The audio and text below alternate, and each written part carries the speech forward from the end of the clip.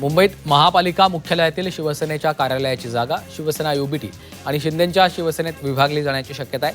त्यामुळे दोन्ही शिवसेना मुंबई महापालिकेमध्ये शेजारी बसण्याची शक्यता आहे. भाजपनंतर आमचा नगरसेवकांचा सर्वात मोठा गट असल्यानं आम्हाला पूर्वीसारखंच पक्ष कार्यालय मिळावं असं प्रशासनाला कळवल्याचं किशोरी पेडणेकरांनी सांगितलंय.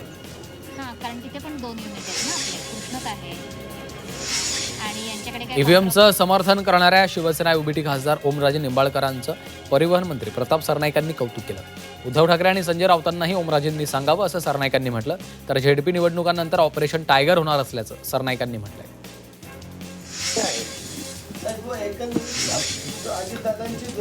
सुनेत्रा पवारांच्या शपथविधीवर फार काही बोलणार नाही असं शरद पवारांनी म्हटलं.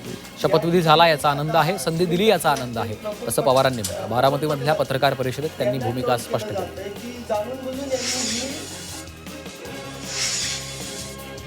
माझी लाडकी बहीण योजनेचं नाव बदलण्याचा विचार असल्याचं वक्तव्य मुख्यमंत्री फडणवीसांनी केलं.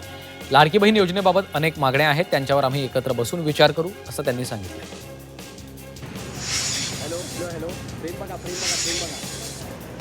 बाळासाहेब ठाकरे राष्ट्रीय स्मारक समितीची उद्या पहिली संयुक्त बैठक पार पडणार आहे. राज्य शासनाच्या वतीनं नेमण्यात आलेल्या समितीची पहिली बैठक असेल.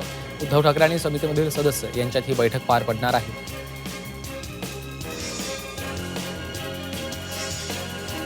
मुंबई महापालिकेच्या महापौर पदासाठीचा उमेदवारी अर्ज भरण्याची तारीख ठरली आहे. 7 तारखेला उमेदवारी अर्ज भरला जाणार आहे, तर 11 तारखेला निवडणूक होईल अशी सूत्रांची माहिती आहे. निवडणुकीनंतर महापौर कोणाचा होणार याबाबत तिढा असल्यानं आणि अजित पवारांचं अकाली निधन झाल्यामुळं ही निवडणूक लांबणीवर पडली होती.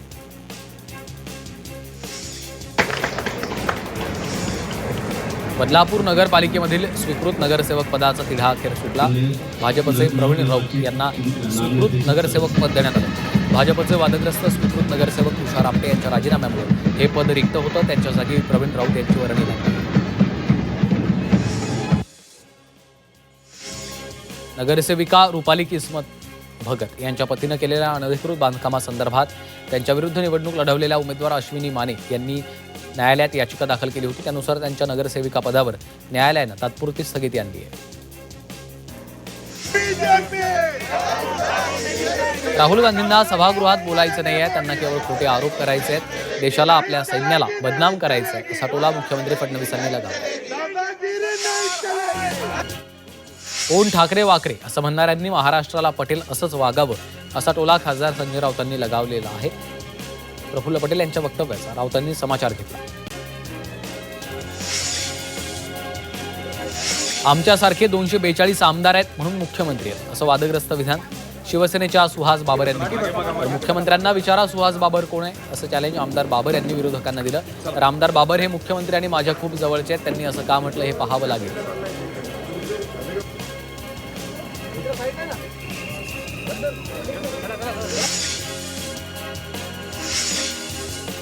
संसदेमध्ये खासदार अरविंद सावंतांनी अजित पवारांच्या अपघाताबाबत स्थगन प्रस्ताव मांडला. त्यांनी अपघाताबाबत संसदेमध्ये मुद्दा उपस्थित केला. तर खासदार संजय राऊतांनीही अपघाताबाबत मुद्दा उपस्थित केला असून लोकसभेचं कामकाज स्थगित करून तातडीची चर्चा घ्यावी, अजित पवारांच्या विमान अपघाताची सखोल चौकशी व्हावी अशी मागणी केली आहे. खासदार अरविंद सावंतांनी नागरी विमान उड्डाण मंत्री राममोहन नायडू यांना पत्र लिहिले. बारामती इथं झालेल्या दुर्दैवी विमान अपघातात वरळीमधील रहिवासी आणि केबिन क्रू म्हणून कार्यरत असलेल्या पिंकी माळीचं दुःखद निधन झालं.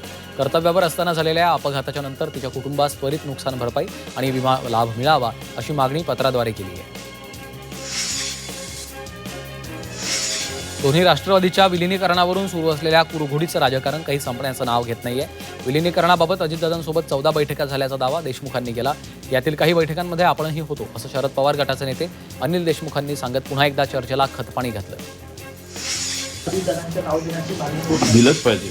अजितदादांनी विलिनीकरणाबाबत आमच्याशी चर्चा केली नाही असं धर्मराव बाबा आत्राम यांनी म्हटलं. मात्र असं असलं तरी सर्वांनी एकत्र राहावं अशीच आमची भावना असल्याचं आत्राम यांनी स्पष्ट केलं. या राज्यामध्ये आमचं सत्ता या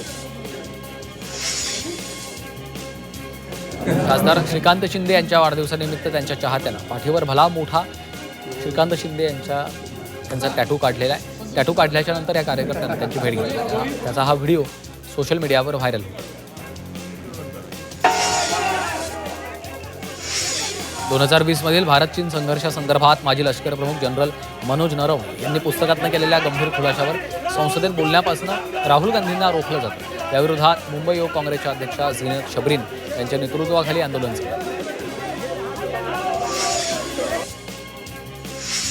पुणे मुंबई एक्सप्रेस हायवेवर काल संध्याकाळी गॅस टँकर पलटी झाला. यामुळे एक्सप्रेस हायवेवरनं मुंबईकडे जाणारी वाहतूक बंद होती. या वाहतूक कोंडीमध्ये अडकलेल्या वाहन चालकांना प्रवाशांना लोणावळा शहर पोलिसांकडनं पाणी आणि वडापाव देण्यात आले.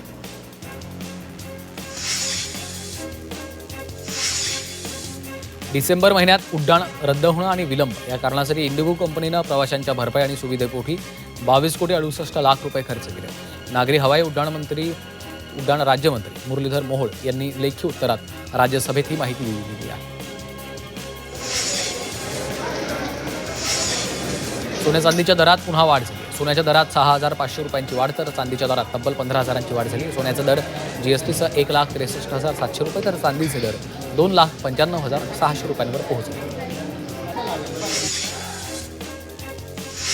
एडीएमसीच्या कारवाईनंतर चर्चेत आलेला मराठी तरुणीचा शोरमा व्यवसाय पुन्हा एकदा डोंबिवलीत सुरू होतोय. मराठी तरुणी एकता सावंत हिनं मनसे अध्यक्ष राज ठाकरेंचा फोटो लावून शोरमाचा स्टॉल सुरू केलेला आहे आणि हा व्यवसाय सुरू असून पूर्वतयारी देखील पूर्ण केली आहे. या पार्श्वभूमीवर मनसे नेते अविनाश जाधवांनी डोंबिवलीत येऊन एकता सावंतच्या या शोरमा स्टॉलला भेट दिली.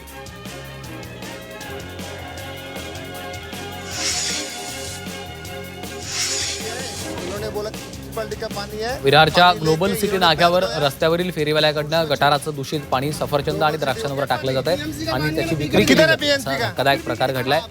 विश्वनाथ शेट्टी यांनी हा प्रकार लक्षात येताच व्हिडिओ चित्रित केला. संबंधित विभागाला माहिती देऊनही ठोस कारवाई न झाल्याचा आरोप त्यांनी केला आहे.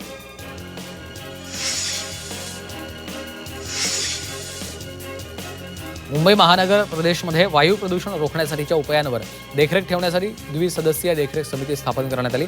उच्च न्यायालयाचे माजी न्यायमूर्ती अमजद सय्यद आणि न्यायमूर्ती अनुजा प्रभुदेसाई यांची उच्चस्तरीय देखरेख समिती स्थापन केली आहे.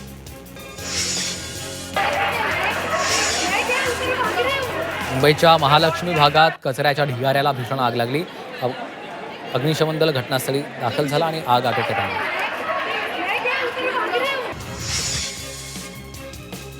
मुंबईमध्ये डेटिंग लिंक पाठवून तरुणाची फसवणूक करण्यात आलेली आहे. तरुणींसोबत डेटिंग करण्यासाठी रजिस्ट्रेशनच्या नावाखाली तरुणाकडनं 76,000 उकळले. या प्रकरणात गुन्हा दाखल केला.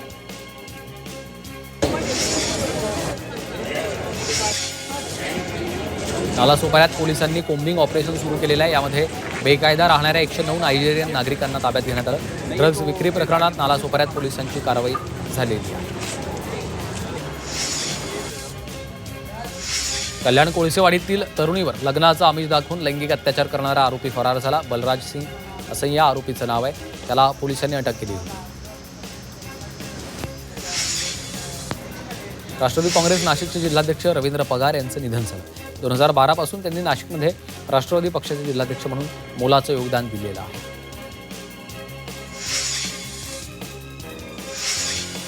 मुंबईतील IIT बॉम्बेमध्ये तरुणानं आत्महत्या केलेली आहे. हॉस्टेलवरनं उडी मारून त्यानं जीवन संपवलं. नैराश्यातून आत्महत्या केल्याची माहिती आहे. दरम्यान पोलिसांनी विद्यार्थ्याचा मृतदेह ताब्यात घेऊन शवविच्छेदनासाठी रुग्णालयात पाठवलेला आहे.